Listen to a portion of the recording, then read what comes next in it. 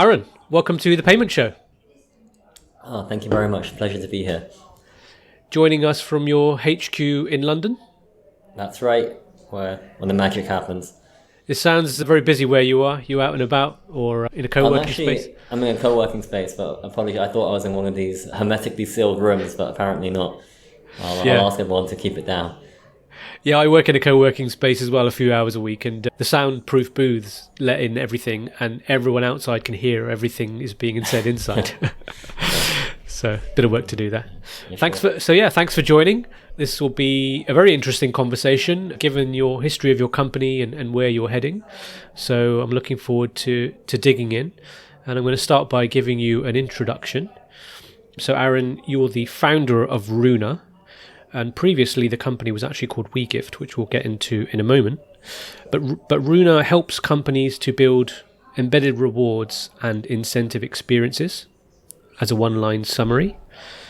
And if we go into a bit more detail, really the key thing I got from all of your content and material was that Runa unlocks digital value. It helps businesses and consumers to pay and get paid by anyone, anywhere, instantly. And you offer everything from fractional shares to prepaid cards to crypto and everything in between, I think, by the looks of it. So it would be great for you to sort of set the scene as to what you guys do and where you're heading and where you've come from. Yeah, happy to. So I guess Runa really is unlocking digital value for everyone, everywhere. And what that means is we're leveraging all the benefits of sending money over the internet to power like a whole new generation of payments use cases. So just to kind of set the scene, we're really focused right now on helping organizations that need to send value to individuals for one of over like 30 use cases. As you've said, some of them can be rewards and incentives, some can be like refunds or freelancer work payouts. It's really any time some money needs to be sent beyond just the traditional kind of corporate gifting use case. So today, we're all used to having some instant on-demand services that we can access anywhere on any device, so Netflix, Uber, Deliveroo if you're in the UK, or DoorDash in the US. But if you kind of consider what happens when you're owed some money from an organization, for example, from a retailer or a service provider, utility company, or you're a freelancer that needs to be paid for some work you've done, or maybe you've earned, as you said, a reward or incentive from your employer. In most cases, when you're owed a small amount of money, you'll be waiting a while to receive it. Why? Because the payments infrastructure is not really built to facilitate low value, high velocity payments. And it's very hard to use the traditional banking and card rails to do that, especially on a global basis. In fact, what we see is there's over $20 trillion of money sent from businesses to consumers every single year. And when businesses use the traditional payment methods like checks, bank transfers, prepaid cards, they find it's quite slow, complex, expensive, very manual in many ways. And so, if you think about like the need for us in a more globalized economy, you've got more gig economy workers, you've got more connectivity in terms of employers working remotely. Sending value, especially cross-border, is quite a big need in the market. And we believe that sending that kind of money, sending £100 shouldn't cost 110, it shouldn't take 3 to 5 days to be received. Consumers don't want to wait to access their funds. They don't want to pay exorbitant fees. Businesses have the same challenge on their side operationally and economically. Everyone wants to live their lives in the kind of instant, real-time, on-demand kind of way, just like you see everywhere else. And so what we've done is we've built a solution which leverages a ledger that we built with a connection to over 2,000 merchants in 30 countries that can allow value to flow further, faster, and more freely than it traditionally does to drive either loyalty use cases, survey response use cases, refunds, freelancer, gig worker, economy, payments. Basically, any time a business needs to send a small amount of money to someone, we can make that happen in an instant. Okay, so you've got different instruments that you can do that with because there's quite a variety of use cases there. You obviously do gift cards. The three main areas for businesses that you offer and merchants. The three products, global payouts, your payout network, and that's where these instruments come in, like gift cards, prepaid cards, subscriptions, crypto, etc. And then the third product is issuing. What we allow businesses to do is we're very much, if people are familiar with Twilio, which is an API that you embed into your software to send a text message to someone. When you download an app and you want to verify your phone number, you get a text message code. Twilio is great for doing that. We do the same thing for payouts. We help software businesses who are building some like vertical specific solution, like loyalty software, marketing software, HR software, disbursement software, to plug our payouts technology in and send a small amount of money through that software experience in real time. So that's Runa Send. What Runa Sending gives the recipient access to is a digital balance on a URL, and that balance can then be spent with any merchant on the Runa network or any type of asset on the Runa network, which we've integrated with directly. So receive $100 in real time, spend $5 with Amazon, spend $10 in Starbucks, put $5 into airtime credit, put $20 into a donation. You can use any store of value on the Runa network. So instant to receive, instant to spend. The last piece that we offer is for merchants that do not have access to the Runa network today because maybe they don't have a gift card or they don't have a payment infrastructure that we can connect to. We enable merchants to join the Runa network through Runa Issue. And so that means that a merchant could be another destination where a recipient can spend. And it also means that a merchant can create any store of value that they want. They can, if they don't have a gift card, they can create one. If they don't have a subscription product, they can create one. If they want to create a product-specific token where they can issue something and it can only be spent on like this line of goods and services, we're giving merchants the power to create programmable stores of value to drive more loyalty and more retention. So those are the three kind of big things that the platform does. It allows businesses to send value to individuals. It allows those individuals to instantly spend those values on the Runa network, and it allows merchants to join that Runa network really easily and populate that network with more interesting stores of value that might drive more revenue or retention for them. Okay. I'd really like to explore the network using some real world examples. So you've got some pretty big customers, especially in the UK. I mean, Vodafone, for example, you help them improve their new marketing campaign, I believe, by 95%. Halfords, which for those of you listening that don't know, it's a store in the UK where you can buy car sort of accessories and bicycles, etc. You reduce their fulfillment costs. And then Sodexo, I think they do food, is that right? They have a rewards and recognition business that complements their food services business. Oh, okay. So you increase their load value by 50%. So they were just a few of the ones I found publicly. Sure. So if you could talk about the network in context of some case studies, that would be really helpful. Yeah, of course. So I think one easy one for maybe people to connect with, if you're all familiar with Sweatcoin. Sweatcoin is an app where you download the app, you basically take steps, you earn points, and those points have to be cashed out into something that can be spent in store. It's very similar to like Rakuten Rewards or Top Cashback, which is another customer of ours. So you take activities, you earn points, and points need to be converted into spend. So Sweatcoin, Top Cashback, both of them use Runa to decrease the time spent on converting those points into some spend in store by 50%. We increased time on app with Sweatcoin by 37%. With Top Cashback, we increased the average spend per user by over 30%. If you want to move to something more familiar like Vodafone offer a rewarding incentive to buy a Vodafone product. Effectively buy a Vodafone plan and get £100. We increased the conversion rate by 17%. We reduced the time it took to set up a campaign and issue a reward by 95%. We processed millions in transactions to drive effectively incremental spend and new customer sign-ups. So that's marketing. With Samsung, for example, we work with them on their HR program whereby they have reward and recognition for employees doing a good job or completing some kind of e-learning course. So complete the course and receive some money, which they use us. And I think we increased their engagement rates by 28% 6 weeks after launch. So that's loyalty, marketing, HR. With Halfords, which is a retailer that you mentioned before, they were using us a lot for refunds and compensation. So as opposed to refunding by reversing a charge on a card, I should say, which would take 7 days and cost them a couple more %, they can instantly issue some value with Runa to facilitate the refund in real time. Okay. There's some great examples there. Okay, that makes some more sense. And I just want to dig one level deeper. Sure. Yeah. Let's look at Vodafone, huge company. they're giving rewards on phones. Okay, so that's an example where I would think initially, why can't they just go to several retailers and give you the option to choose where you want, which kind of voucher you want? So what you're saying is that what your solution allows them to do is that the consumer that buys that phone contract has just way more options of spending. Is as simple as that, rather than Vodafone having to select, say, 4 or 5 UK retailers. There's a couple of things that we help with there. So absolutely correct that the recipient receives a digital store of value as opposed to a specific voucher or gift card.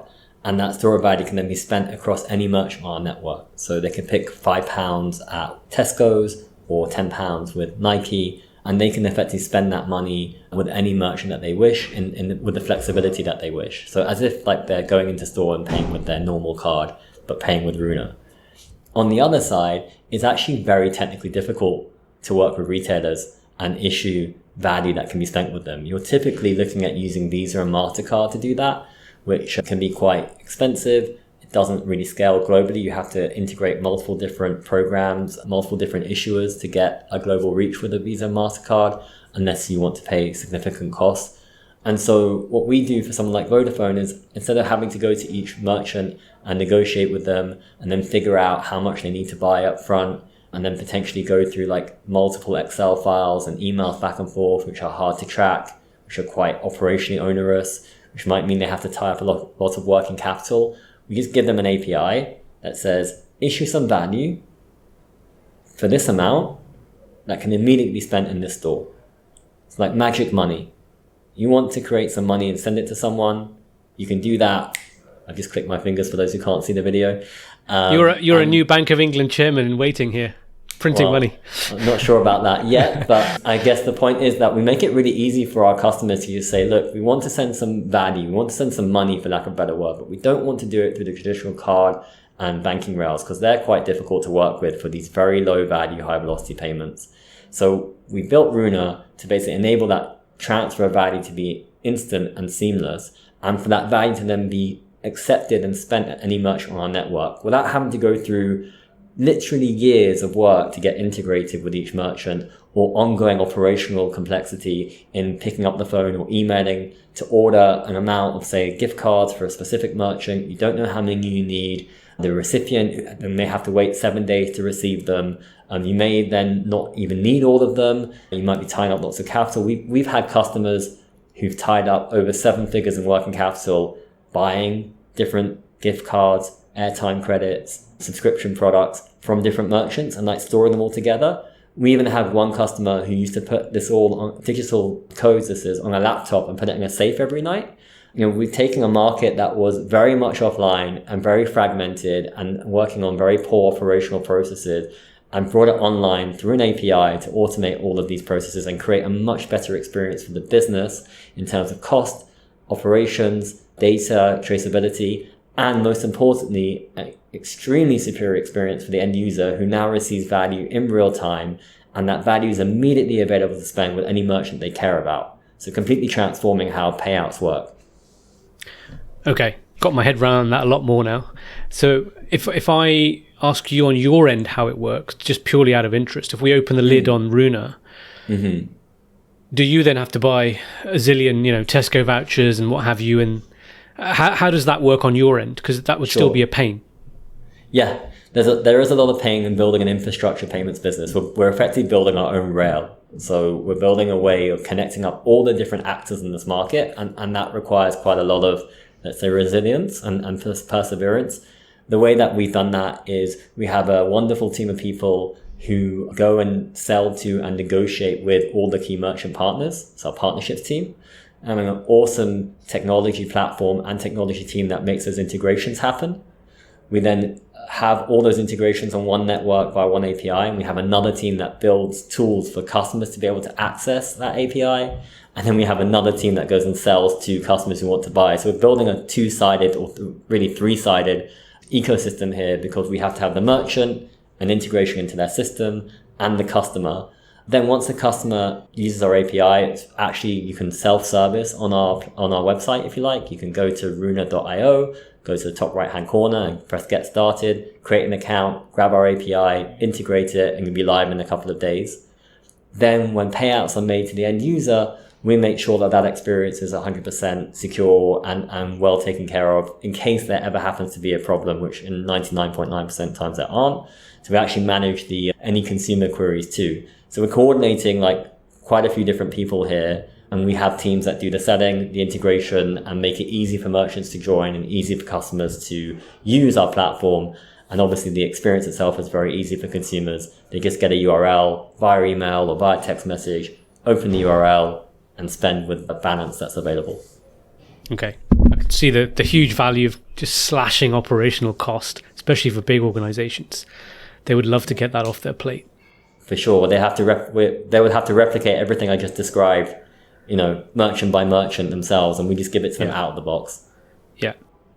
Maybe this is a good point to ask then how you evolved from WeGift, it was your previous company name, yes, to Runa. I'm assuming, because I've never heard of Runa or WeGift personally, but was it a case of, yes, the gift thing is still going to be around for a long time, but there were people asking for other services as well, or you just saw different use cases that you just couldn't address? Yeah, it's a really interesting question and one I could spend many hours kind of opining on.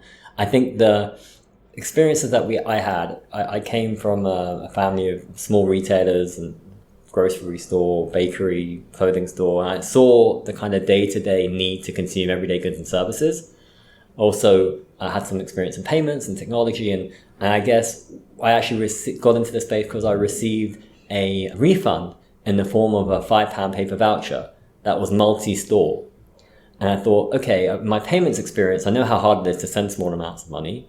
I've never received a voucher, but I never had a gift card about in my life. Probably tells you, I'm maybe not as, the birthdays weren't as exciting as you maybe wanted them to be. And I thought, well, hang on, I know retail. I understand the retail systems. I've worked in a payments company that integrated directly into point of sale systems and understand how complicated payments are. If we can connect directly into merchants, then we cut out all the card networks, the issuers and the processors, the gateways, the card schemes, and we can collapse all that onto one global network. And if it's digital, you can then send money to anyone, anywhere, instantly, and it can be immediately spent at the merchant, just like this kind of paper voucher, but obviously real time, available anywhere. And so that was the idea of the business, was always around magic money. The problem was to get integrated directly with a merchant is really hard. Like if you woke up one day and said, I would like to be the next version of Visa, and knock on the door of a Walmart and say, can I be integrated as a payment type? You will if you can do it, I applaud you, but most people would struggle to get that off the ground.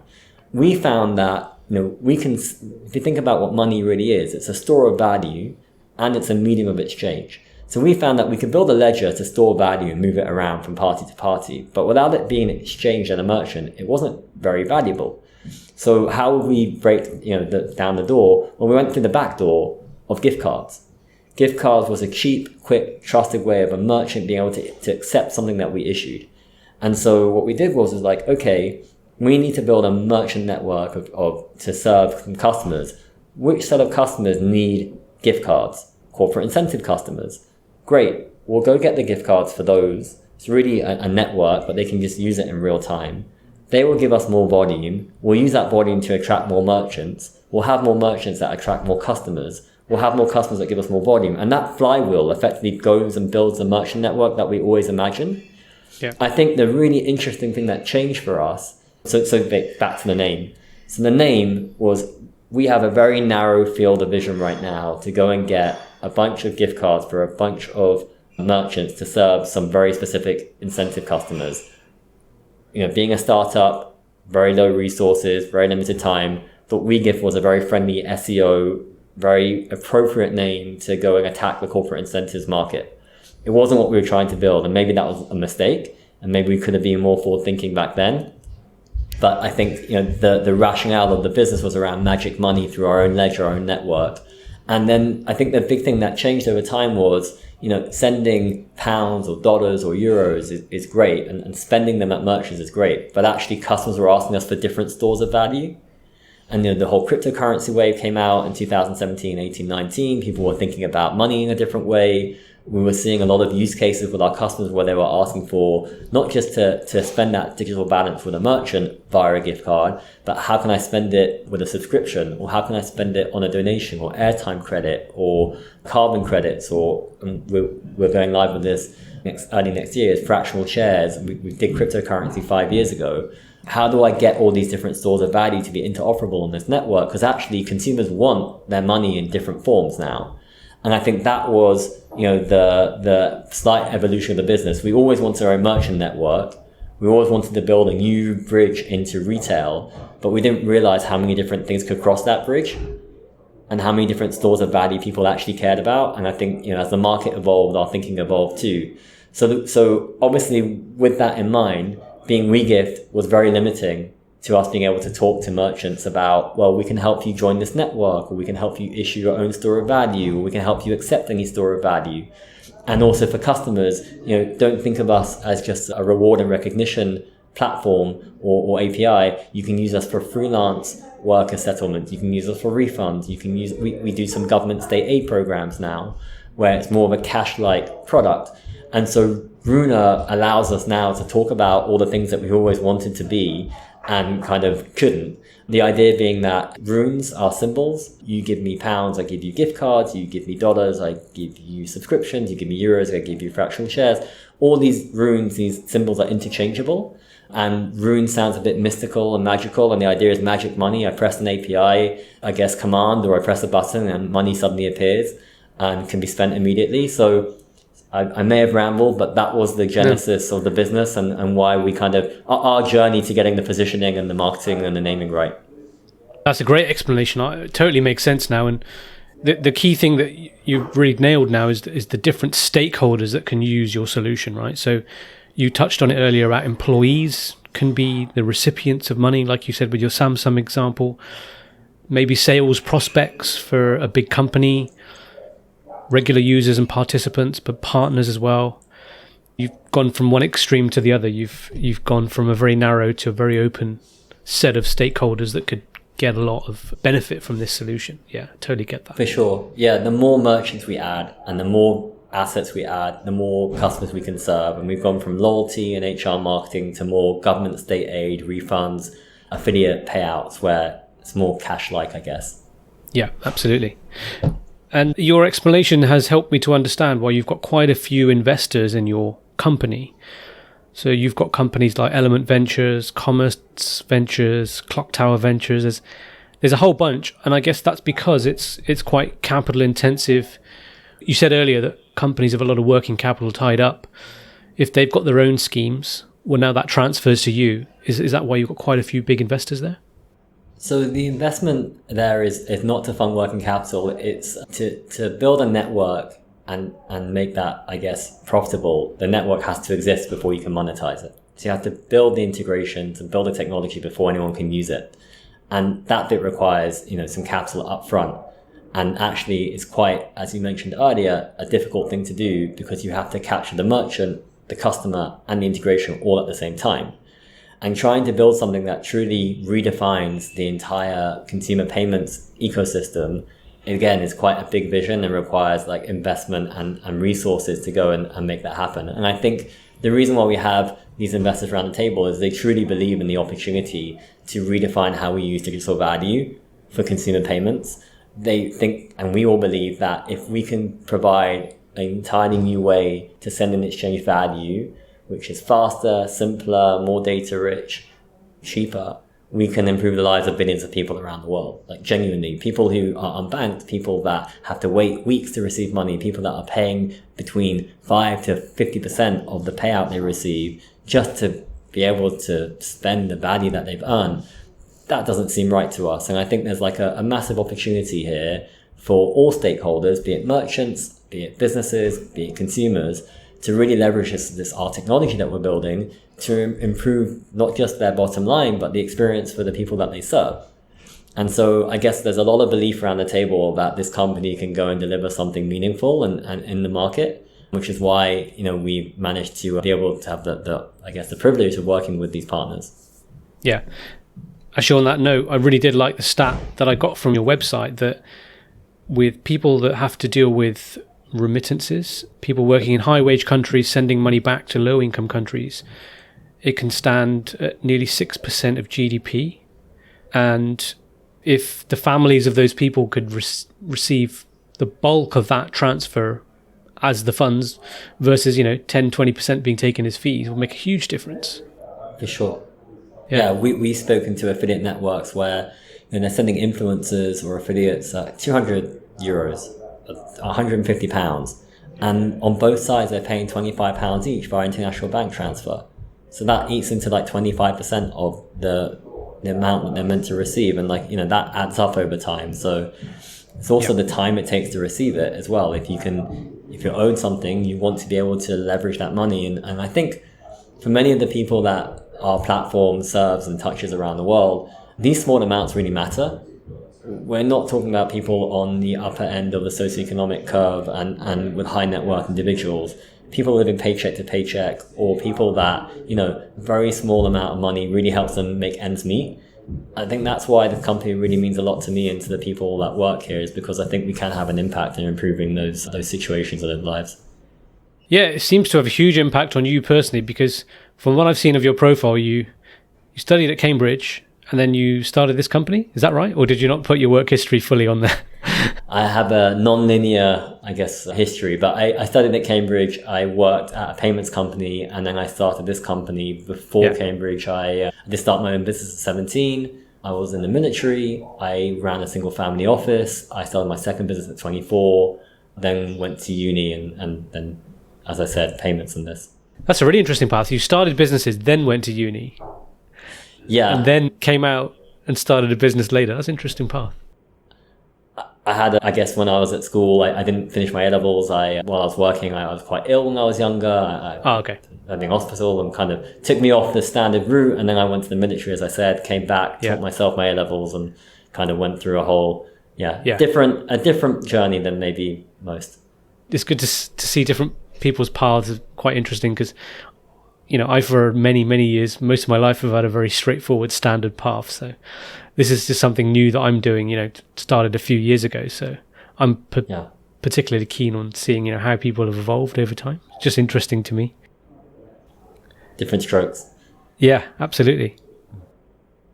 So it would be great to know, where you fit in the landscape, because there have been quite a few gift card providers over the years, especially when the crypto thing took off.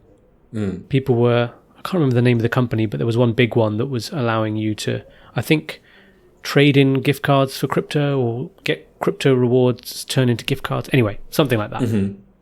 So I suppose you're really just taking a completely different path and leaving those providers behind, or do you have any competition in the space? I think, there are always options in the market for customers to choose. So I wouldn't want to be as kind of arrogant to say we don't have competition, but I think our approach has been very different in the following ways. We've built an infrastructure-led platform where we actually manage and move money like a bank does in many ways, which is quite unique in this space. We do face a lot of legacy technology players in the market, and I guess our very modern, up-to-date, real-time system can outperform those legacy players as well. We've gone direct to all the merchants. A lot of even gift card providers or other providers may work with each other to daisy chain some kind of network, where we have built our own network, which provides more reliability, better commercials, more instant response times on the API. And I think, we're taking a very different view on this whole world of stored value. And it's not a gift card company. It's not, a traditional kind of incentive company. We are using these different stores of value that merchants issue to facilitate payments. So we built a ledger-based solution that sends a digital balance. It just so happens that we use that balance to transact with a retailer via a gift card. And so you can absolutely use the platform to send a gift card to someone. You can also use it to send them a balance that can be spent with any merchant in the country that you care about, just like a traditional payment. You can also use that balance to get other stores of value that are completely unrelated to gift cards, and no one in the gift card industry is really working on carbon credits, airtime credit, cryptocurrency, fractional shares. All of these are zeros and ones. And so to us, a zeros and one, you can move it anywhere and do anything you want with it. And I think that approach is, if I dare say, like a fresh one in the kind of corporate incentive or stored value payment space. Yeah, excellent. You mentioned earlier that you operate in 30 countries. One of the challenges that people have said on the show, expanding overseas because of all the money rules and regulations, it's quite difficult. Have you managed to get in so many countries, I assume, relatively quickly? I mean, how long has your company been around? So we started launching the product to customers in the beginning of 2017. And it took about a year to build enough of a merchant network, even in the UK, a bit longer, for it to be meaningful for people to use. So I'd say we really started trading properly in 2000, maybe late 2018. I was really lucky that I went to an event as I was starting the business. It was quite a famous Irish entrepreneur. And he was saying, being from Ireland, in his words, not mine, he had to look global first. And it really struck me. I was like, yeah, why would that be any different for a UK company? Why wouldn't we be looking global first? And I think in the first year of real trading, we were lucky enough to attract and work with some partners who were operating in multiple European markets. And given that, one, this is all API driven, so borders don't matter. Two, we had built the technology from a finance perspective first, so currency didn't matter. Three, we built it with global in mind at the beginning. So we designed it in a way that was easy to add languages and easy to add all the variations. So even in Germany, you don't use a decimal place, you use a comma on the invoice. We did that very early on. And because of that, it's almost in the DNA of the company to be global. I think we expanded very quickly into 30 countries and then took a breath, kind of consolidated. And now I think we're ready to do that again. We should be in about 50 this year. And with a good line of sight getting to 100 a year after. So yeah, I guess it was just like being deliberate and mindful from the beginning. And I'd imagine you'd have 30 great parties visiting countries each time you set up an agreement, right? Yeah, there was a thing once where maybe every month there was another kind of celebration based in the country that we wanted to go into. But I think we all end up working a bit too hard to take moment and take stock of it. But yeah, there's a definite international group of people here. I think we have over 30 nationalities in a group of 130 people, might be more. At one point, we were 20 people with 20 languages, which I thought was really interesting. But yeah, I think we're taking a very kind of diverse international view on the business. Fantastic. Since 2017, that's really impressive. So yeah, congratulations. Thank you. What's your business model in terms of how you charge? Sure. So I guess many companies have many different ways of charging. We've tried to keep ours really simple. Effectively, we allow you to issue value on our network, and there are no costs to doing that, no setup costs. There are no integration fees. There are no ongoing fees. The way that we make money is that we effectively receive a fee from the merchant for driving traffic to them. And then we're actually able to pass some of that on to our customers. So our customers can actually get a saving from using the Runa network. So effectively, the pricing is really push volume through, pay the face value, or sometimes we even give you a kickback. And otherwise, we make our money from the merchant partnerships that we have. Great. Nice and simple. Yeah. And is there anything really important that you wanted to get across to businesses out there that I've missed, perhaps? I don't think you've missed anything, but worth kind of underlining that consumers want experiences that are instant, that are frictionless, that are delightful. There is a huge opportunity to engage with the audiences and the people that you serve by offering programmable digital value in a whole new way. And that can drive more revenue, more retention, increased engagement. You can also save an incredible amount of operational costs and overhead. And I would ask businesses to be more open-minded about thinking about solutions like Runa that can offer an out-of-the-box infrastructure to facilitate those payments. And okay, maybe it's quite a new, potentially unconventional way, but the stats are proof enough in and of themselves. 99% of people that receive a payout via Runa spend it within the first 30 days. The network covers over 70% of the places that you want to spend in particular markets like the UK. It truly is like a viable alternative to cash, but all on this very economic, very frictionless closed loop network that we built. Yeah. One thing I thought of when you mentioned how you charge merchants, that you drive traffic to them, do they get analytics and things that they would never have had before through your platform as well, that give them extra sort of insights and how they can get more business themselves? So the economics for merchants are really interesting in that when we effectively drive traffic to that merchant, a consumer is turning up with a pre-funded wallet, for lack of a better term, and they typically overspend by about 30%. So even though a merchant is paying us a fee, everyone wins. Businesses win because they save time and money. Consumers win because they save time, money, and stress. And merchants win because they're receiving new consumers who are spending a lot more than the fees they were paying to receive them. So the ROI is really high. So it really is like a win-win scenario for everyone involved. Yeah. You should plaster that statistic on the front of your website, I think. 30% more than what they came for is a brilliant stat. Yeah. Amazing ROI. Thank you. Next, I'd like to talk about implementing this solution. How long would it take for a small merchant versus a Vodafone, for example? What's your engagement process typically with customers? And if you can share it, what's your split with, SMEs versus large companies?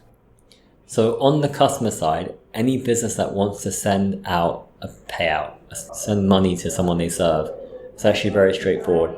Implementation wise, they can self-service through our website, or they can obviously speak to one of our team. On our platform, they have two main options. One is a no-code solution, where they can simply enter the amount, enter the merchants that the amount is available to be spent at, enter some emails and press send, pay for it via credit card or pay for it via bank transfer. Both are options. So very simple, straightforward, send value in seconds. The other option is to automate that process via our API. So on the platform, again, sign up, create an account, take the API key. We have some really good documentation that explains the best way to implement our API. We've seen people implement it in as little as 48 hours. We advise up to like 4 working days. And then whenever a trigger happens in your platform, whether it's an action has been taken and a reward needs to be sent, or an action has been taken and a refund needs to be processed, an API call is made to us and we just issue the value to wherever you tell us to issue it to. So it's actually very straightforward for a customer to be able to get started and spend and send value. I'd imagine word of mouth gives you quite a bit of business. Or do you have a lot of outbound as well? I think, we have a lot of new things in the market that we're delivering that people are unfamiliar with. So there's definitely a whole motion there to educate the market on what's possible. We do have a small sales team, but a lot of it is content. A lot of it is word of mouth, as you say. Customers love the product, talk to each other, recommend people work with us, not just for the technology, but the feedback we've had is on the transparency and the kind of ease of working with the company. So word of mouth is a really big one for us, especially. And the other thing is customers stick with us for a very long time. Our customers that were with us in 2017 are still with us now. And we have very little of no churn on the platform. So I think the satisfaction with the product is very high, and therefore we do get a high rate of word of mouth or virality. Yeah, I can see the value is huge, so I can't imagine why anybody would leave. Yeah, fantastic. Right. If people want to get in touch with you, your contact details on the website is Runa, so RUNA.io, and on Twitter you're at RunaPay. Mm-hmm.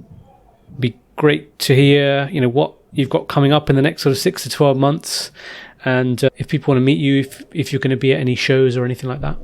Sure. So I'm on Aron at Runa.io. If anyone does want to get in touch, very accessible. I guess in terms of the future plans, there's quite a lot going on in the company as you can imagine. So first of all, as I mentioned, we're focused on building out our network even further. We're adding new payout types in new countries. So that is airtime credit, carbon credits, loyalty points. And we're also expanding with new FX capabilities. So traditionally in our market, to fund a payment in a different country, you would have to send the funds from, say, your country to a bank account in the other country to be able to facilitate the payout. With Runa, you'll be able to fund one wallet and be able to make a payout in any currency anywhere. So we're in 20 currencies today. We'll be adding another 30 this year to get to the 50 countries. We're also focusing on adding more donation, subscription products to our growing catalog, and we're making it cheaper and easier to use the platform through some of the investments I just mentioned, including FX. The new services that we're building that I think will be really interesting is we are effectively building, as I mentioned, the Runa issue, which is the ability for any merchant to join the network and be a payout option. In addition, merchants can also create any store of value that works for them. So whether it's a gift card or a subscription or an NFT or a product-specific token that can only work for a specific SKU or product, that's a very powerful tool that we're seeing a lot of demand for from merchants. And then I guess to manage all of this, we're also investing in our wallet functionality so that all parties can manage the digital value they receive. So effectively, a business now will send a URL, it will have some value on it, it will be spent with the merchants, and the URL will be burnt after use. Now we'll have a more functional wallet where a balance can be held, there can be peer-to-peer transfers, you can add funds for your bank account, you can effectively do more things with the people you serve via that wallet infrastructure that we're delivering. Sounds amazing. Some options there wouldn't be possible before. Like just being able to turn your funds into a subscription, for example. That would be an absolute nightmare. Well, there's a whole new world here of liquidity of digital value and the ability to move it into different stores of value that matter to you. There's a whole world here where a lot of customers that we work with and a lot of other players in the market have huge audiences of consumers whereby those consumers just buy something from that customer. They treat them, a customer today told me, they treat us like a gas station. They come in, they fill up, and they go. And there's no financial infrastructure there. There's just acquiring funds via someone like Stripe. What we're doing is giving a wallet infrastructure so that these businesses can expand the ways they serve their consumers. And every company can become its own bank, its own financial institution. It can hold balances, it can enable transfer of balances, it can enable top-up of balances. And then that allows companies to build their own products and services like potentially lending products, buy now, pay later products, be similar, other financial products like insurance. You can start to get a lot closer to your customer and offer more financial products and services through the Runa infrastructure that's coming. Sounds amazing. I'm definitely going to watch you guys very closely. Yeah. Fantastic. We're excited to do it. Yeah, the options are just infinite almost. I mean, if you got different types of instrument and types of rewards and different types of stakeholders, I mean, the combinations are almost endless where you could take this. So that'll be really exciting to watch. So thank you. Thank you. Yeah, we're looking forward to building a whole new infrastructure for sending and spending digital value. And I think, as you say, the implications and the options are endless.